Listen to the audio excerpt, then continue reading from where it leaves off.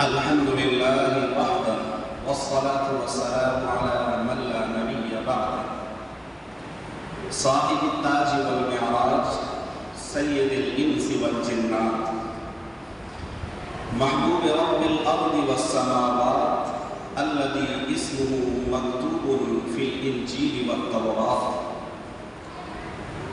أرسله الله تعالى بالحق بشيرا ونذيرا وداعيا إلى الله بإذنه وسراجا منيرا أما بعد قال الله عز وجل في كتابه الكريم فأعوذ بالله السميع العليم من الشيطان الرجيم بسم الله الرحمن الرحيم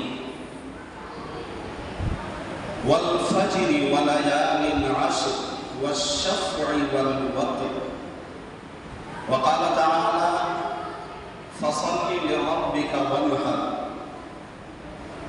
وقال النبي صلى الله عليه وسلم من وجد ساعة لأن يضحي فلم يضحي فلا يحضر مصلانا أو كما قال النبي صلى الله عليه وسلم.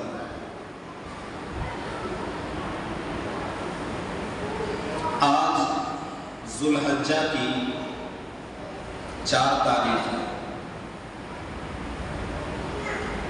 ماہ ذوالحجہ کے تینوں عشروں میں فضیلت کے اعتبار سے پہلا عشرہ مقدم اور فائد ہے. اللہ تعالیٰ نے اگرچہ تمام زمانے خود بنائے ہیں، زمانے کے اوقات دن اور رات اگرچہ اللہ کے ہی بنائے ہوئے ہیں، مگر اس کے باوجود اللہ نے بعض کو بعض پر فضیلت اور عظمت بخشی ہے.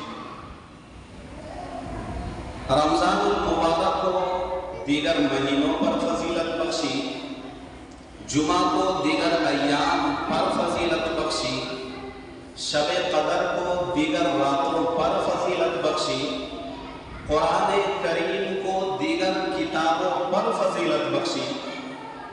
تمام نبیوں پر سب سے زیادہ فوقیت اور عظمت جو بخشی ہے وہ جناب محمد رسول اللہ صلی اللہ علیہ وسلم کو.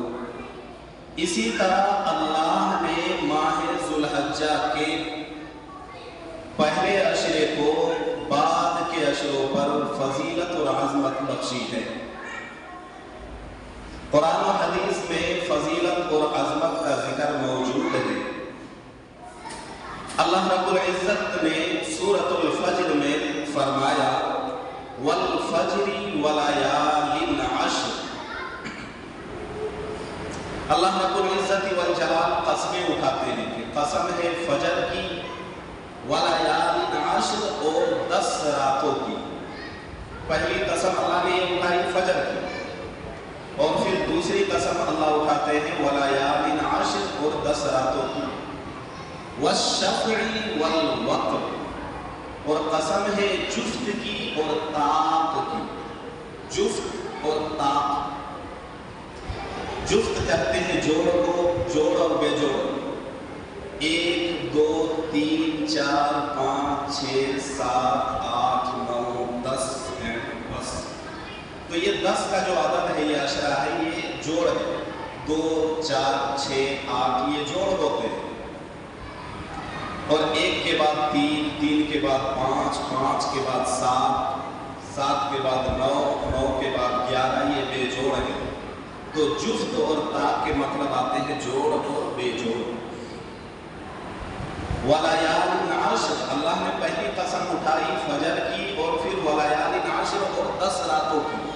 والشفع والوتر، اللہ فرماتے ہیں کہ قسم ہے جفت کی اور طاق کی.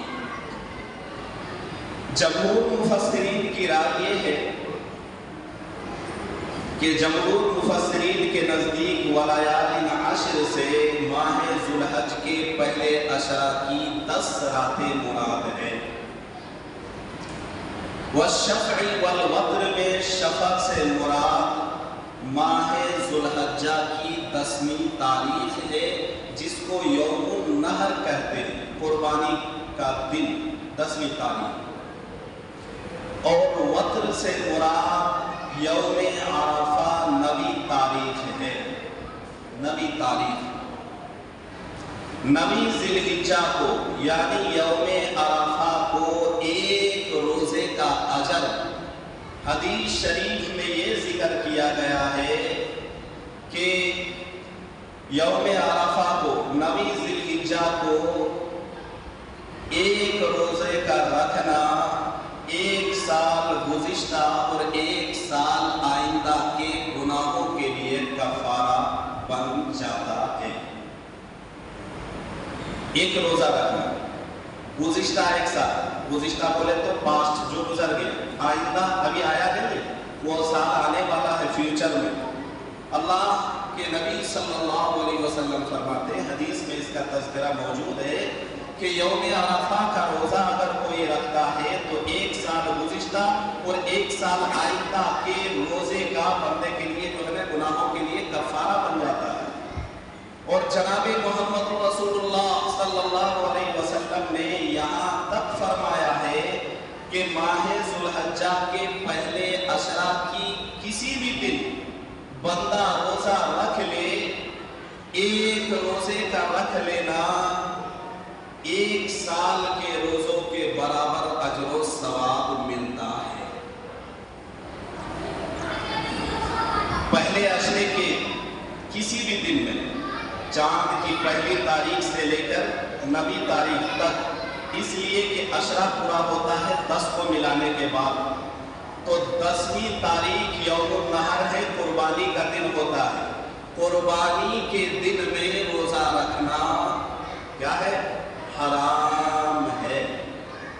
हमारे यहाँ तफसील में जाने से पहले ये बता देना मुनासिब समझता हूँ कि उर्फ़ आम में ये गलत फहमी जहाँ मर्दों के साथ औरतों के साथ साथ मर्दों ने भी ये पाल ली है, वो ये है कि ख्याल और तसव्वुर ये है कि ईद के दिन या बकरीद के दिन खुसूसन आधा दिन का रोज़ा होता है। ये खाम ख्याली गलत फहमी और कम इल्मी का नतीजे के सिवा इसको और ज्यादा कुछ कहा नहीं जा सकता है। याद रहे 5 दिन ऐसे हैं जिन 5 दिनों में रोजा रखना हराम है। आदमी कहेगा कि भाई तुम ये रोजा रख रहा हूं, ये रोजा रखना कम बड़ी बात है, कितना बड़ा सवाब का काम है, फजीलत का काम है, मगर याद रहे ये 5 दिनों में रोजा रखना हराम है। पहला है ईद उल फितर का दिन, बहुत से सुन लीजिएगा, याद रहेगा तो फायदा होगा। ईद उल फितर के दिन रमजान खत्म होने के बाद जो पहली तारीख होती है चांद की, उस दिन रोजा रखना हराम है। इसी तरह कुर्बानी के दिन भी रोजा रखना हराम है। इसी तरह 11, 12 और 13 इन 3 दिनों में भी रोजा रखना हराम है, हराम। हाँ, इतनी बात जरूरी है कि ईद उल फितर में बंदा कोई मीठी चीज खा के मस्जिद आए नमाज के लिए, ईदगाह जाए नमाज के लिए, ये मुस्तहब है, जरूरी नहीं है। अगर कोई खाता है ठीक है, नहीं खा के वैसे ही आ गया, कोई हर्ज नहीं है, गुनाह नहीं है। ऐसा नहीं नमाज नहीं होगी, ऐसा भी नहीं कि नमाज का सवाब नहीं मिलेगा। इसी तरीके से बकरीद के दिन नमाज पढ़ने बंदा आए, जब तक अपने जानवर को कुर्बान न कर ले और कुर्बान करने के बाद उस जानवर से कुछ न खा ले, उस वक्त तक यानी बंदा नमाज पढ़ने आए, नमाज भी पढ़ ले, जाकर कुर्बानी करे, कुर्बान करने के बाद जानवर से कुछ खा ले, ये अमल मुस्तहब है, जरूरी नहीं है। मगर ये तसव्वुर करना कि जब तक हम नहीं खाएंगे, नमाज पढ़ने आएंगे, कुर्बानी होगी, जानवर के ज़िबह के बाद उसके टुकड़े टुकड़े किए जाएंगे, बनाने के बाद फिर उसको तरकारी बनाया जाएगा, फिर खाएंगे और इस अमल को आधा दिन का रोज़ा कहेंगे, तो ये सरासर बातिल नजरिया अकीदा है। ये जानकारी न होने की बिना पर इस तरह की बातें आगे चली चलाई जाती हैं।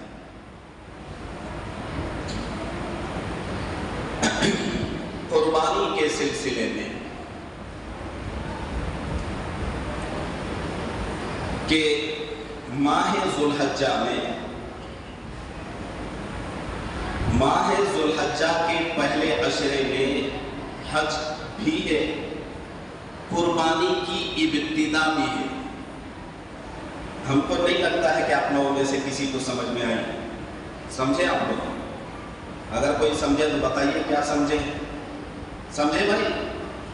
कुर्बानी के माह ज़िलहिज्जा के पहले अशरे में ध्यान दीजिएगा, इसीलिए तो कहता हूँ ध्यान दीजिएगा तब ना बात समझ में आएगी कि पहले अशरा के में हज भी है और कुर्बानी की इब्तिदा भी है।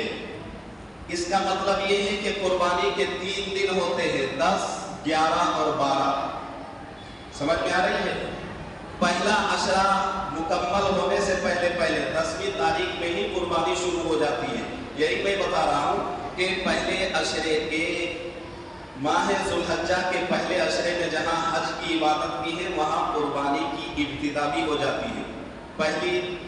पहले अशरे में 1 दिन है और दूसरे अशरे में 2 दिन है, 11 और 12।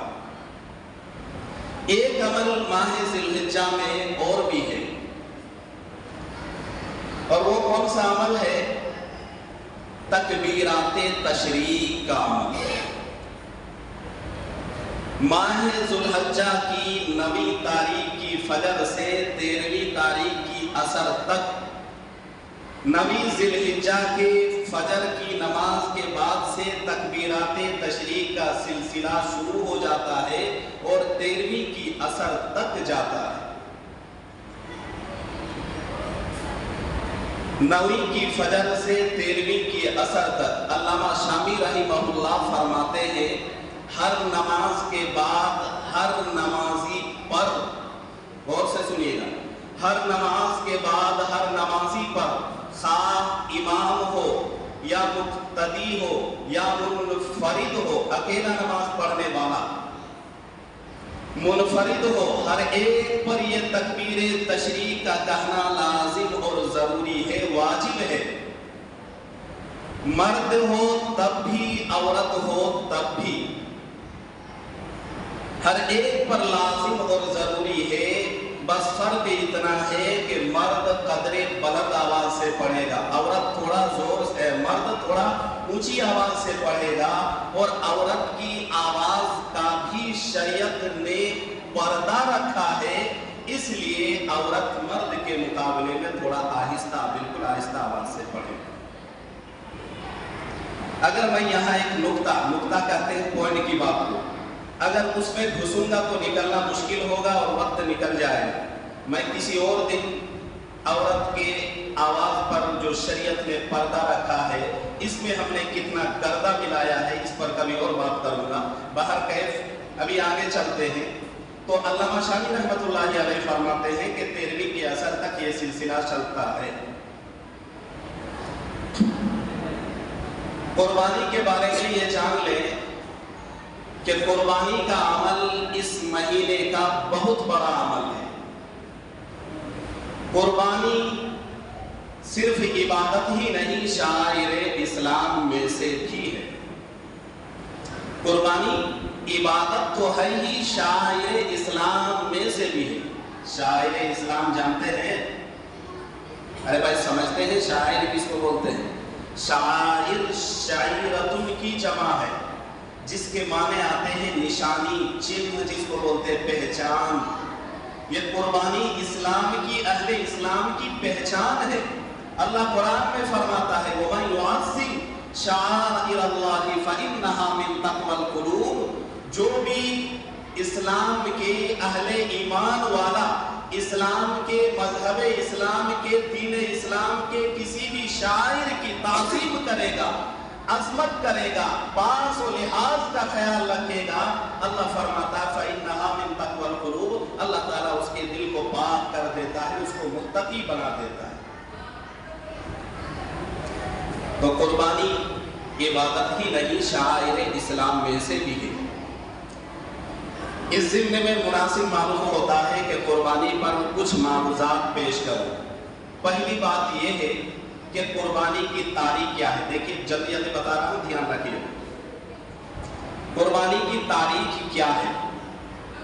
आज का हमारा तजद्दुद पसंद तबका, मुस्तशरिकीन, मुअतरिज़ीन एतराज करने वाला, कुर्बानी करेगा नहीं, ऊपर से दो चंद लोगों को और भटकाएगा, दीन पर अमल करेगा नहीं, शायर पर अमल करेगा नहीं, 10 आदमी को और जहन में डाउट्स पैदा करेगा, कंफ्यूज करना चाहेगा अपनी तोड़ मरोड़ वाली बातों से, ताकि मैं तो अमल नहीं कर रहा हूँ, दूसरे को भी कंफ्यूजन और दूसरे को भी इतना मैं मुअतरिज़ एतराज करके इतना उलझा दूँ ताकि उसके लिए भी उस पर अमल करना मुश्किल हो। तो आज का हमारा तजद्दुद पसंद तबका ये कहता है कि ये कुर्बानी मौलवियों की ईजाद है। मौलवियों की ईजाद कहने की पीछे की वजह और रीजन ये है कि अभी चूंकि चमड़ा वगैरह का मसला चलता नहीं है, वरना आम मौके पर जब बकरीद के दिनों में जब इसके सिलसिले चलते थे तो आम दिनों के एतबार से बकरीद के अय्याम में मदरसे के जो जिम्मेदारान होते हैं वो खाले चमड़े वगैरह को जमा करते थे मदरसे के फंडिंग के लिए, मदरसे के फंड को मजबूत करने के लिए, ताकि मदरसा और उसकी तमाम तर जिम्मेदारी कफालत अच्छी तरह हो सके। तो तजद्दुद पसंद तबका मुअतरिज़ीन मुस्तशरिकीन का कहना और मानना ये है कि ये कुर्बानी इसकी कोई तारीख नहीं है, बल्कि ये मौलवियों की ईजाद है। हालांकि ये मौलवियों की ईजाद नहीं है, इसकी तारीख हजारों साल पुरानी है, इसकी तारीख इंसानियत की तारीख से जुड़ी हुई है। आप जानते हैं कुरान कहता है वत्लु अलैहिम नबअ इब्नै आदम बिल हक़ इज़ क़र्रबा क़ुरबानन फ़तुक़ुब्बिला मिन अहदिहिमा व लम युतक़ब्बल मिन अल-आख़र। मुफस्सिरीन ने इसके ज़िम्न में लंबी चौड़ी बातें की है, तफसीली कलाम किया है, मगर मैं इस तफसील में जाना मुनासिब नहीं समझता। बस इतना कह दूं, ये कुर्बानी की तारीख इंसानियत जब से शुरू हुई है तब से कुर्बानी की तारीख है। ये कुर्बानी हमारे ऊपर जुल्म नहीं है, कोई आज से नहीं है, 10, 50, 100 साल से रही है, बल्कि जब से इंसानियत की तारीख चली है तब से ये कुर्बानी की तारीख है, आज का मसला नहीं है।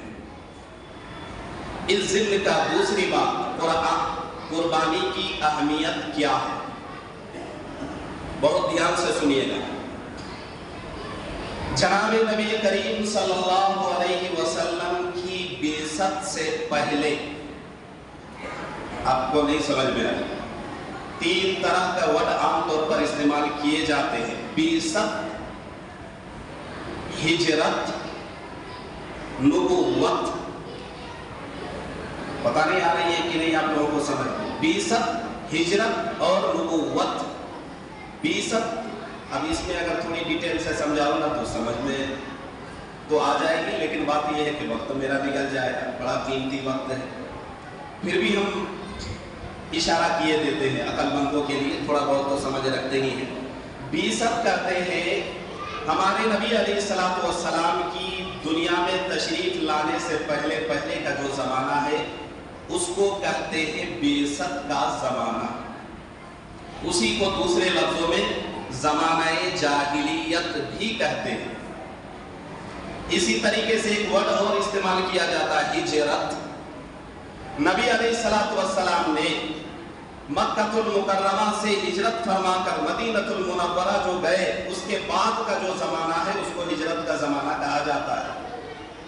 और आप सल्लल्लाहु अलैहि वसल्लम की उम्र जब 40 साल हो गई, उस पर जो आपको नबूवत का ताज आपके सर में रखा गया, उसके बाद का जो दौर है, जो सिलसिला है, उसको नबूवत का ज़माना कहा जाता है। समझ में आ गई होगी उम्मीद है। तो कुर्बानी की अहमियत क्या है? जनाब मोहम्मद रसूलुल्लाह सल्लल्लाहु अलैहि वसल्लम की बीसत से पहले ज़माना-ए जाहिलियत में भी लोग कुर्बानी करते थे, मगर ये है कि वो बुतों के नाम पे करते थे, बुतों के नाम पर। ये कुर्बानी सिर्फ इस्लाम में ही नहीं, दीगर मज़ाहिब में भी कुर्बानी थी और है। यहूद व नसारा आज भी कुर्बानी करते हैं, मगर वो हजरत उज़ैर और हजरत ईसा अलैहिस्सलाम के नाम पर करते हैं। मुशरिकीन आज भी कुर्बानी करते हैं और वो करते थे, मगर वो बुतों के नाम पर करते थे। लेकिन जनाब मोहम्मद रसूलुल्लाह सल्लल्लाहु अलैहि वसल्लम जब इस्लाम और कुरान का नूर लेकर मबूस हुए तो अल्लाह ने आपको हुक्म दिया कि आज के बाद मेरे महबूब कुर्बानी सिर्फ अल्लाह के नाम से की जाएगी, गैरुल्लाह के नाम से कुर्बानी जायज नहीं है। चुनांचे कुरान में है इन्ना आतैना कल कौसर, कि बेशक अल्लाह ने आपको कौसर अता फरमाई है। इस पर भी लंबी तफसील हजरत मौलाना आजाद रहमतुल्लाहि अलैहि ने इस पर बड़ी अच्छी बात लिखी है कि ये जो कौसर है, ये कौसर से मुराद हर तरह की भलाई मुराद है। बहरहाल मैं इसमें तफसीली बातों में न जाते हुए मैं आगे अर्ज किए देता हूँ कि कुरान में अल्लाह फरमाता है फसल्ली लिरब्बिका वन्हर, कि मेरे महबूब आप अपने रब के लिए ही नमाज पढ़िए और कुर्बानी भी अपने रब के नाम से ही कीजिए। मुफस्सिरीन ने यहाँ एक नुक्ता लिखा है, एक नुक्ते की बात है, और वो ये है कि अल्लाह ने नमाज के हुक्म को कुर्बानी के हुक्म के साथ मिलाया है। इस मिलाप की वजह क्या है? अल्लाह ने नमाज के हुक्म को कुर्बानी के हुक्म के साथ मस किया है, टच किया है। इस मिलाप की वजह क्या है? उलमा ने लिखते हैं कि फसल्ली लिरब्बिका वन्हर के जरिए मुफस्सिरीन तफसीली कलाम लिखते हुए लिखते हैं कि इस मिलाप की वजह यह है कि जिस तरह नमाज अल्लाह के अलावा गैरुल्लाह की शिरकत जायज नहीं है, बंदा जब भी सजदा करेगा, जब भी नमाज पढ़ेगा, जब भी अल्लाह के हुक्म को पूरा करेगा, सिर्फ अल्लाह के लिए ही करेगा, अल्लाह के नाम से ही करेगा, गैरुल्लाह के नाम की शिरकत जायज नहीं है। इसी तरह कुर्बानी जब भी की जाएगी, जिस तरह नमाज फकत अल्लाह के लिए है, गैरुल्लाह की शिरकत जायज नहीं, ऐसे कुर्बानी में भी गैरुल्लाह की शिरकत जायज नहीं है। इस मिलाप के पीछे की वजह यह है। अब तीसरी बात, कुर्बानी के फजाइल क्या है, फजीलत क्या है? कुर्बानी की बहुत सारी फजीलतें हैं हदीस में, बहुत सारी। तो एक हदीस मैं सुना देता हूँ। जनाब मोहम्मद रसूलुल्लाह सल्लल्लाहु अलैहि वसल्लम फरमाते हैं, इस पर शदीद वईद है। मन वजदा सातन, खुतबे में मैंने हदीस पढ़ी थी, मन वजदा सातन लिअन युज़हिया फलम युज़हि फला यहजुर मुसल्लाना, कि अगर किसी कोई बंदा साहिब हैसियत है, उसके पास इतना पैसा है कि वो कुर्बानी के दिनों में कुर्बानी कर सकता है, लिअन युज़हिया फलम युज़हि, इस्तिताअत है, कुदरत है, माल है, साहिब निसाब है, उतना पैसा है, लिअन युज़हिया फलम युज़हि, कुर्बानी करने के बजाय फिर भी वो पीछे हटता है, कुर्बानी नहीं करता, हीले बनाता है, बहाने बनाता है, फला यहजुर मुसल्लाना, अल्लाह के नबी अलैहिस्सलातु वस्सलाम ने शदीद वईद बयान करते हुए फरमाते हैं, ऐसे लोगों के लिए चाहिए कि वो हमारी ईदगाह में, हमारी नमाज गाह में ईद की नमाज पढ़ने के लिए, बकरीद की नमाज पढ़ने के लिए हरगिज वो ना आए। नबी अलैहिस्सलातु वस्सलाम ने शदीद वईद फरमाई कि वो लोग जिनको साहिबे निस्बत होने के बावजूद, माल होने के बावजूद, पैसा होने के बावजूद, माल और ज़र की फरावानी है, साहिबे निसाब है, कुर्बानी उस पर वाजिब है, फिर भी नहीं कर रहा है, अल्लाह के नबी अलैहिस्सलातु वस्सलाम ने सख्ती के साथ कहा है, फला यहजुर मुसल्लाना, ऐसे नमाजियों को चाहिए कि नमाज के लिए, ईदैन की नमाज के लिए, बकरीद की नमाज के लिए वो हमारी ईदगाह में हरगिज ना आए।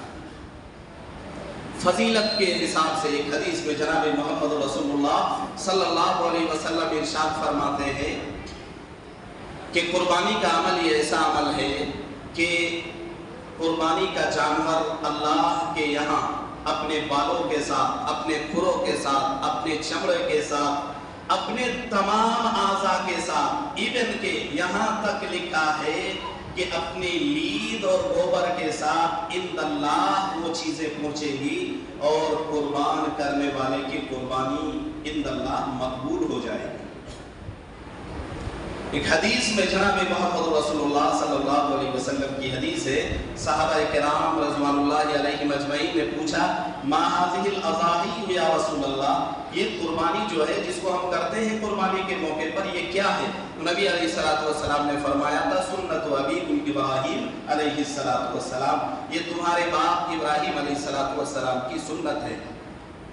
تو صحابہ نے پوچھا قالوا فما لنا فیہا یا رسول اللہ، یہ جو قربانی ہم کرتے ہیں اس میں ہمارا بھی کچھ ہے، اجر ہے، حصہ ہے، فائدہ ہے یا نہیں ہے؟ نبی علیہ السلام نے فرمایا بکل شعرۃ حسنۃ، کہ ہر بال کے بدلے ایک ایک نیکی ملتی ہے۔ نبی علیہ السلام کے صحابہ نے پھر پوچھا کہ بہت سارے جانور ایسے ہوتے ہیں کہ بال اور کھال کے بجائے اس میں اون ہوتا ہے، اون، تو اس کا کیا مسئلہ ہے؟ نبی علیہ السلام نے فرمایا کہ ہر اون کے بدلے میں ایک ایک نیکی اس بندے کے اعمال نامے میں لکھی جائے گی۔ اس طرح کی بہت ساری احادیث ہیں، فضیلت پر دلالت کرتی ہیں۔ تو قطع نظر اس سے کہ آپ سمجھ گئے ہوں گے کتنی فضیلتیں ہیں قربانی کرنے کی۔ اب چوتھی بات اس ضمن میں آپ سمجھ لیں کہ قربانی کس پر واجب ہوتی ہے۔ جلدی جلدی بتاتا ہوں، دھیان رکھیے گا۔ قربانی کے واجب ہونے کے لیے جو شرائط ہے وہ سمجھ لیں۔ نمبر 1 مسلمان ہونا، پہلی شرط، مسلمان نہیں ہے تو قربانی واجب نہیں ہے۔ نمبر 2 عاقل ہونا، اگر کوئی مجنون ہے، پاگل ہے، دیوانہ ہے، اگرچہ وہ بڑا ہے، بالغ ہے لیکن عقل مند نہیں ہے اور صاحب نصاب بھی ہے، یعنی اتنا پیسہ ہے کہ وہ قربانی کے دنوں میں قربانی کر سکتا ہے، تو اب چونکہ ایک شرط نہیں پائی جا رہی ہے لہذا اس بندے پر قربانی واجب نہیں ہے۔ تو مسلمان ہونا، عاقل ہونا، اسی طرح بالغ ہونا۔ کوئی کم سن بچہ ہے لیکن مال اس کے پاس اتنا ہے کہ وہ ایک نہیں انیک جانور کی قربانی کر سکتا ہے، لیکن بالغ نہیں ہے تو اس پر قربانی واجب نہیں ہے۔ یاد رہے چھوٹے بچے کی طرف سے کوئی قربانی کرنا چاہے تو قربانی ہوتی بھی نہیں ہے، کرنا بھی نہیں چاہیے۔ اب آگے جو ہے وہ یہ ہے کہ مقیم ہونا، مسافر نہ ہو۔ اگر کوئی بندہ ایسا ہے کہ صاحب نصاب ہے، اتنا پیسہ کہ جتنے پیسے سے قربانی واجب ہوتی ہے اتنا پیسہ تو ہے، لیکن وہ مقیم نہیں ہے، مسافر ہے، کہیں سفر میں ہے، تو سب کچھ ہوتے ہوئے بھی اب اس پر قربانی واجب نہیں ہے۔ اگر کہیں کرنا چاہے تو ہو سکتا ہے لیکن واجب نہیں ہے۔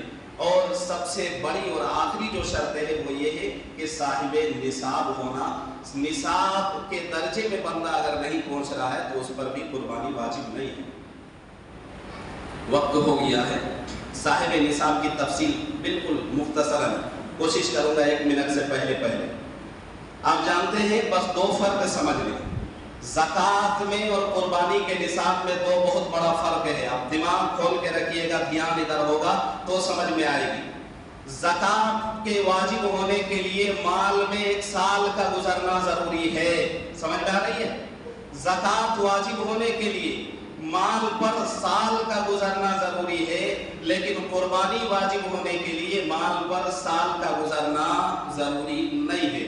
اسی طریقے سے زکوٰۃ کا مال کا مسئلہ یہ ہے کہ سونا چاندی وغیرہ نقد کیش ہو، اس کے علاوہ ہر وہ مال جس مال میں بڑھوتری ہوتی ہو، تجارت کی غرض سے بڑھنا ہو، تو اگر لیا ہے تو ان تمام چیزوں کو زکوٰۃ کی نصاب میں جوڑا جاتا ہے، لیکن قربانی میں ایسا مسئلہ نہیں ہے۔